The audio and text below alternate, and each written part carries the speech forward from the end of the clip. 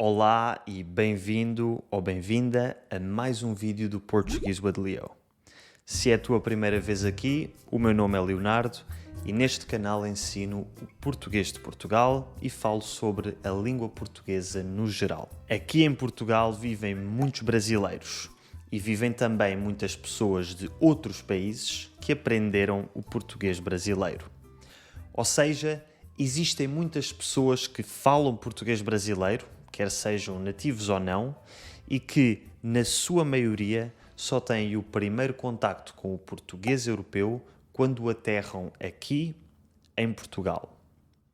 E muitas destas pessoas têm alguma dificuldade em entender o português de Portugal, às vezes até depois de alguns meses a viver aqui.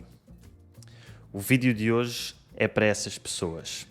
Hoje vou falar sobre as principais diferenças de pronúncia, gramática e vocabulário que dificultam a vida dos falantes de português brasileiro para que consigam entender o português europeu mais facilmente.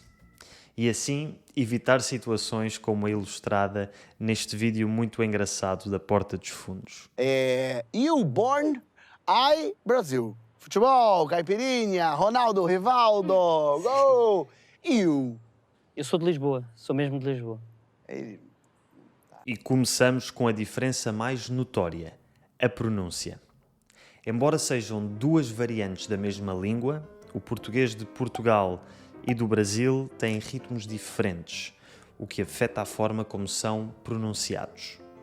O português do Brasil, tal como a maioria das línguas românicas, tem um ritmo silábico, em que cada sílaba tem mais ou menos a mesma duração. O português de Portugal, tal como o russo, o inglês e outras línguas germânicas, tem um ritmo acentual, em que as sílabas podem ter durações diferentes. Normalmente, as sílabas tónicas são mais marcadas e determinam o ritmo, e as sílabas átonas são comprimidas. Duas palavras em que se vê bem esta diferença são estas. No Brasil pronunciam-se colesterol e benefícios. E em Portugal pronunciam-se colesterol e benefícios. Como pudeste constatar, esta compressão das sílabas átonas no português de Portugal faz com que algumas vogais não sejam pronunciadas. A vogal que mais omitimos é o E átono, que faz o som I. Colesterol fica colesterol, benefícios fica benefícios. Ou seja, esta frase lê-se assim no Brasil. A redução do colesterol traz muitos benefícios. E em Portugal, a redução do colesterol traz muitos benefícios. E por falar em coisas que trazem benefícios, aprender uma língua estrangeira traz muitos benefícios e a melhor plataforma para encontrar professores de línguas estrangeiras é o italki. No italki consegues encontrar vários professores para qualquer língua que queiras aprender em todas as suas variantes. Por exemplo, as variantes portuguesa e brasileira do português. É no italki que eu tenho praticado algumas das línguas estrangeiras que falo, como o francês e o alemão e, mais recentemente, o romeno. Uma aula de italki não é uma aula de línguas aborrecida como aquelas que tínhamos na escola. Com os professores do italki, a sensação que temos é de estar a ter uma conversa com um amigo que nos corrige sempre que necessário e nos ajuda a melhorar a nossa língua-alvo. E se também tu quiseres ter esta sensação de aprender com um amigo e realmente fazer muito progresso na língua que estás a aprender, inscreve-te grátis no italki seguindo o primeiro link na descrição. Ao usares este link, vais estar a apoiar o meu canal e com o código de desconto LEO2024 vais ainda usufruir de 5€ de desconto na tua primeira aula, se esta custar pelo menos 10€. Além disso, tens direito a 3 aulas experimentais a um preço reduzido para poderes testar vários professores até encontrares aquele ou aqueles com quem tens maior ligação. Agora passamos à segunda diferença de pronúncia entre o português de Portugal e do Brasil. Ou melhor, A segunda diferença é que em quase todo o Brasil as sílabas di e ti são pronunciadas gi e chi, e em Portugal pronunciamos di e ti. Por exemplo, nós dizemos dia e tia, e no Brasil eles dizem dia e chia. Até aqui tudo bem, mas o problema é que no português brasileiro isto também acontece em muitas situações em que temos as letras DE e TE, como nas palavras grande e gente. Isto porque aquele E final é pronunciado I no Brasil. Grande, gente. Mas em Portugal, o E final átono é pronunciado com o som E. O tal som que normalmente desaparece, como vimos nas palavras colesterol e benefícios. Isto significa que as palavras brasileiras grande e gente ficam grande e gente, que são sons bastante diferentes. Ou seja, esta frase no Brasil lê-se: "O agente fez uma grande descoberta", e em Portugal, "o agente fez uma grande descoberta". E agora um pouco de gramática. Quais são as principais diferenças gramaticais que atrapalham os falantes de português do Brasil? A primeira que vem à cabeça é a conjugação do tu e do você. No Brasil é um bocado indiferente e mistura-se o tu e o você e os pronomes seu e sua ou teu e tua. No português brasileiro são comuns frases como "tu viu aquilo?" ou então "você acha que o teu chapéu me fica bem? Qual é a sua opinião?" Já em Portugal, a utilização do tu ou do você segue regras específicas, dependendo se nos encontramos numa situação formal ou informal. Eu explico essas regras detalhadamente neste vídeo. Depois há também a questão dos pronomes de objeto direto e indireto. Pronomes como me, te, se, o, a e lhe. No Brasil, estes pronomes vêm sempre antes do verbo. Por exemplo, eu te disse a verdade. E em Portugal, normalmente vêm depois do verbo com um hífen.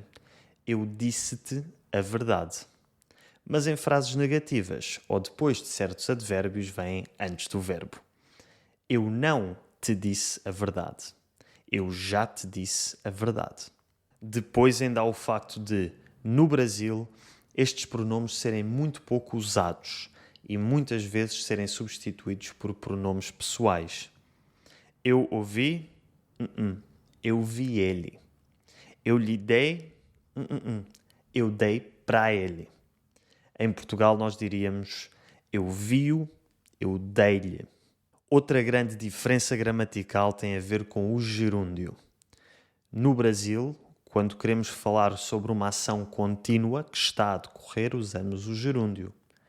Por exemplo, neste momento, tu estás vendo um vídeo sobre língua portuguesa. Mas em Portugal, a maior parte dos portugueses não usa o gerúndio nestas situações. Em vez disso, usamos a preposição a mais o verbo no infinitivo. Ou seja, diríamos: tu estás a ver um vídeo sobre língua portuguesa. Finalmente, a última diferença gramatical importante é a utilização do condicional, que no Brasil é chamado futuro do pretérito. Estou a falar de formas verbais como eu diria, tu farias, nós gostaríamos, etc.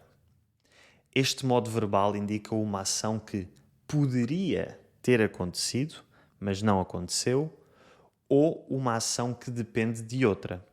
Por exemplo, se tu deixasses um comentário neste vídeo, eu ficaria muito agradecido.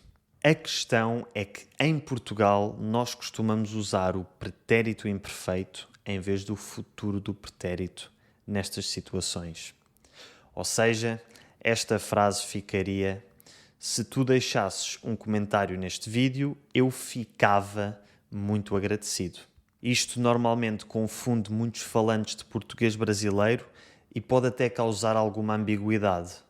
Por exemplo, se eu disser eu adorava viajar, Será que estou a manifestar um desejo de viajar? Ou será que estou simplesmente a dizer que no passado eu viajava com frequência e desfrutava de o fazer? Em Portugal, dependendo do contexto, podem ser ambas as situações. Portanto, falantes de português brasileiro, não se surpreendam se o vosso amigo português vos fizer uma proposta do género: gostavas de ir à praia amanhã? Pode parecer estranho usar o pretérito imperfeito gostavas, que é um tempo do passado, com o advérbio amanhã, que indica um tempo futuro. Mas neste caso, o que estamos a perguntar é se tu gostarias de ir à praia amanhã. Para concluir este vídeo, quero deixar aqui algumas palavras que são diferentes entre Portugal e Brasil. Fiz uma seleção de palavras úteis do dia a dia que qualquer falante de português brasileiro vai ouvir muitas vezes em Portugal. Começamos com meios de transporte. O trem chama-se comboio e o ônibus chama-se autocarro. Quando precisares de ir ao banheiro, tens de perguntar pela casa de banho ou quarto de banho se estiveres no norte de Portugal. Depois temos rapaz e rapariga e os seus sinónimos miúdo e miúda. Estas são as palavras mais comuns para nos referirmos àquilo que no Brasil é um menino e uma menina. Nós também temos as palavras menino e menina, mas usamos-las para nos referirmos a crianças muito novas e não a jovens adultos. E por falar em crianças, uma forma informal de nos referirmos a crianças é putos. É perfeitamente normal um pai ou mãe de 2 filhos dizer eu tenho 2 putos. E seguindo esta lógica, um puto singular é um menino. Esta palavra não tem qualquer conotação negativa em Portugal, mas o seu feminino, puta, é muito negativo, portanto não uses esta palavra. E por falar em palavras que deves evitar em Portugal, foda-se. Foda-se no Brasil significa que algo não tem importância. É sinónimo de screw it em inglês. Mas em Portugal, foda-se é algo muito feio que dizemos quando estamos mesmo muito chateados. Equivalente a palavras como caralho e merda. Aqui, se quiseres dizer o equivalente ao foda-se brasileiro, podes dizer que se lixe. Também vais ouvir muito se calhar, que significa talvez. Vais ouvir também perceber, que significa entender. E quando queremos dizer que alguém ou alguma coisa é muito legal ou muito massa, dizemos que é bué fixe ou bué da fixe. Para nós, legal significa que segue a lei e massa é uma comida. Espero que tenhas achado este vídeo bué da fixe e que tenhas percebido tudo aquilo que eu expliquei. Se gostavas de ver mais vídeos a comparar os diferentes aspectos do português de Portugal e do Brasil, tenho-os todos nesta playlist. Até à próxima.